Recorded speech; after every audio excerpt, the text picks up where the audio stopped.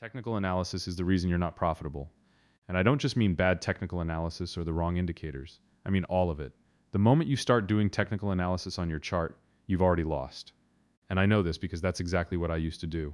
I did a bunch of technical analysis, and when it clearly wasn't working and I kept taking losses, I thought it was because I wasn't using the method correctly, or because I was missing discipline, or because I simply needed to be patient and get used to it.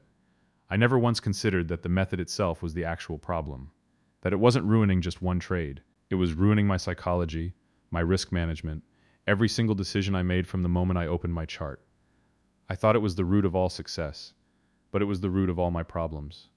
The day I ripped it out completely, everything changed. I stopped needing to be right. I stopped fighting the chart for an answer it was never going to give me. I just started flowing with it. And that's when I finally became profitable.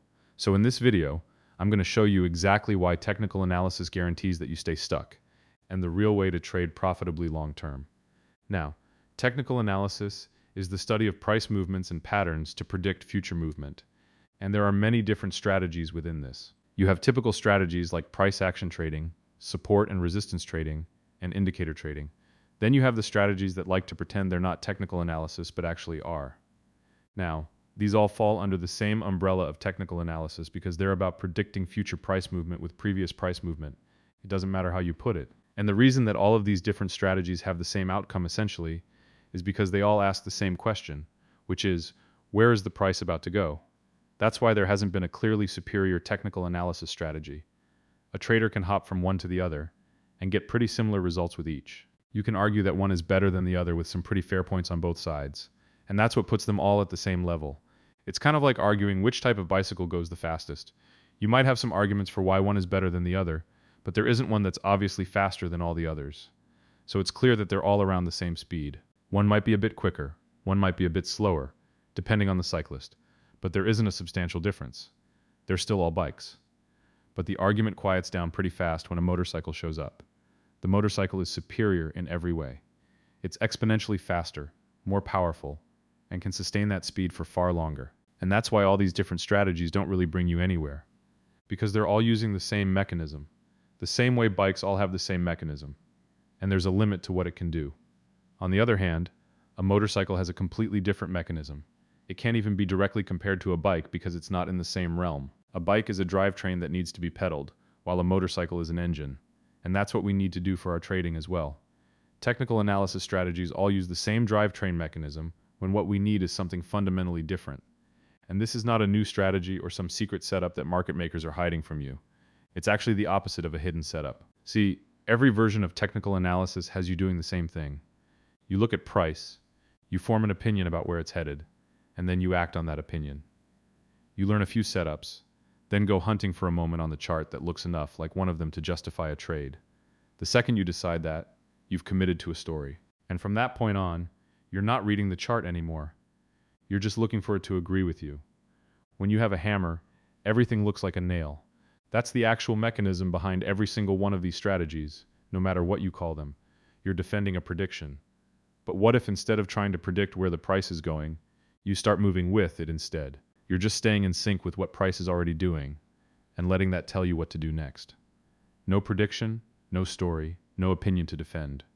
Just movement, and you moving with it. That's what flow is.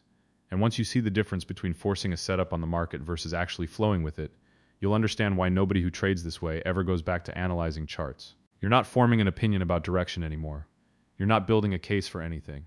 You're just staying in sync with what the price is already doing, and letting that tell you what to do next. So here's what that looks like day to day. A typical trade routine will start with pre-market. So every day, before the market opens, you're setting yourself up for the day. You're probably looking at what the market did yesterday, you're checking what's going on in the world, you're marking up your chart, and you're planning potential moves for the day. And this will probably take an hour or two, at least. Then, once the market opens, you're on your screen. Usually you're on your screen for hours, until the market reveals a setup that you're looking for. Then, you might stop trading, or may look for another setup. After the day is over, you journal everything afterward, review everything, and prepare for the next day. That's the routine that we're all told is necessary. It's essentially a full-time job, and it's always on your mind, even when you're not preparing or trading. And it feels like it's right, because you feel productive and disciplined. You feel like all that work is going somewhere. But here's what's actually happening. The only reason you would be doing all of this is because you don't understand how price moves. Because think about it. If you're tracking a man's footprints and need to decide in what direction he moves next, you can do all the analysis you want on the footprints, and it won't give you anything meaningful. You might look at the length of the strides or any other measure you want, but it will not tell you what direction he'll move in next. And no amount of studying footprints will improve this. The only thing that can tell you that is knowing where the man wants to go. If the man is walking home, then you know that's where he'll end up. You don't need to study his exact path to know he'll end up there. It doesn't even particularly matter, because you understand why he's walking in the first place. You know where his final destination will be. And it's the same thing with the market. If you know where the market is flowing, you don't need all this analysis. You inevitably know where the market will end up. All you need to do is ride it there. Now, the way we actually trade flow is simple. We just need to understand how price action actually works. Once that happens, it comes automatically. Every candle, every high, every low, and every pattern looks like its own separate event. And if you're trying to read each one individually, then the price will look random and impossible to predict. That's exactly the trap that technical analysis puts you in. But underneath all that, price is always leaning in one general direction, whether that's up, down, or sideways. The candles and the setups and the patterns are all just noise. If you can read the direction the market is flowing in, then you can position yourself to win for that trade. And all those techniques and methods become irrelevant. And to read direction, there are only two things you need to pay attention to. First, you need to look at the balance and imbalance areas on your chart. The market will always naturally revert to balance because the job of a market is to ensure that buyers and sellers agree on a fair price for a certain asset. So when the market is balanced, meaning buyers and sellers agree on the current market price, the market doesn't move much. It stays in a range. When the market is not balanced, it means that the current market price is either too cheap or too expensive. If the price is too cheap, then buyers will flood in, and this will push the price back up. This is an imbalance, and the market will be in an uptrend. And this happens until buyers and sellers agree on a fair price, and the market reverts to balance again. And this is essentially the whole market cycle. The chart will leave grooves where the market was previously balanced and where it was previously imbalanced. And this is where we mark them as supply and demand levels. Since the market is attracted to balance areas, it will always want to revert to these points. And this is gold for us, because now we know where the market can flow next. Now we just need to figure out direction, which is the second thing we need to pay attention to. And direction is actually pretty easy to spot. The great thing about the market is that once it's moving in a certain direction, it's more likely to keep moving in that direction than not. So if it's trending up, it's more likely to continue moving up. If it's trending down, it's more likely to continue moving down. And if it's moving sideways, it's more likely to continue moving sideways. When the market wants to change or reverse direction, it makes it very clear and obvious. So in an uptrend, for example, if the market breaks under a previous higher low, then the uptrend is broken. It's now considered to be in a range until it makes another higher high by breaking this high. But unless that happens, the market will keep trending up, and it can continue for a very long time. And we can use a tool called the cloud to help us confirm which direction the market is trending in just a few sections. Now, what this means is that when we spot momentum, we want to capture it and ride it. But just using momentum on its own is not enough, because we don't know where to get in and where to finally get out. Using only momentum means you'll be right on direction, but won't be able to capitalize on it properly. And that's why we need to pay attention to supply and demand levels as well. That's what guides us on where the market is moving. This is how we trade using flow. Now, if you want to learn how to trade this every day, I made a free guide that walks you through the entire process from start to finish. The link for that is in the description below. But let's see how flow works in the real market compared to typical technical analysis, because that's where the real difference gets obvious. Now, this is what a blank chart looks like right before the open. A technical trader here might look at this and start adding a few lines and boxes, or a few trend lines, because the market here doesn't really seem to have an established direction. So the first thing a technical trader is going to look for is for one of their setups to form for them to trade. Now let's say in this case, a technical trader might reasonably conclude, based on their analysis, that this is going to continue breaking lower. So they might take a short here and target lower. But that short would get stopped out in the very next candle. Now in this case, another technical trader might see this momentum aligning with their setup, and with this previous high broken, might go long here. But they would also get stopped out in the very next candle. The thing is, there's no clear way to trade this.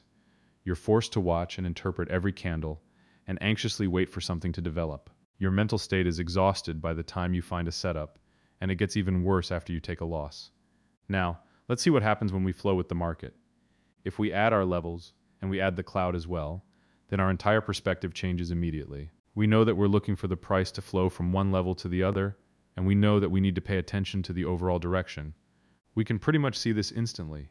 So when it comes to actually trading this, what we would do is wait for the price to break into a level, whether that be the upper or lower level. This automatically saves us from needing to have a pre-market routine or having to stare at every candle. The level and the clouds are already set up, so we don't need a pre-market routine. And we don't have to stare at every candle either, because candles themselves are irrelevant. We don't care about what candles form or what they look like. All we want to know is whether the market will break into a level, so we can determine the direction and ride the wave. And in this case, the market hasn't broken a level, so we wouldn't even have opened our chart yet. While other traders may have already been spending hours analyzing and taking losing trades, we haven't even started our day. We only engage when necessary. Now, we see that the price later breaks lower into our demand level. We see that the cloud is sloping down, which means direction is flowing to the downside.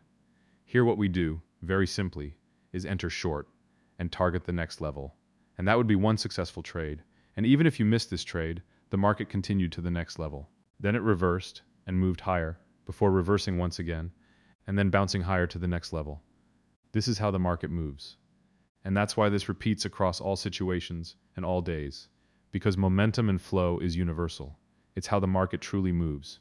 And if you can understand how the market truly moves, then situations don't become difficult to read or confusing anymore. You're not staring at the screen all day, trying to force outdated setups and hope they end up working. You're reading the market directly from the source. And that's exactly what I said at the start. Technical analysis was never going to get you unstuck, because the method itself was the problem. It wasn't your discipline or your patience. And once you enter flow, your mindset and approach to trading changes entirely. You're not attached to being right about a prediction, because you were never predicting in the first place. You're just watching where price is headed and moving when it actually moves there. If it doesn't happen, it's not that you were wrong and failed. You just didn't act, because the condition wasn't there yet. That's flow. Now, if you're interested in seeing more of how flow works in the real trading, I'll link some videos here showing exactly that. Be sure to grab the supply and demand guide if you're interested, and I'll be seeing you in the next video.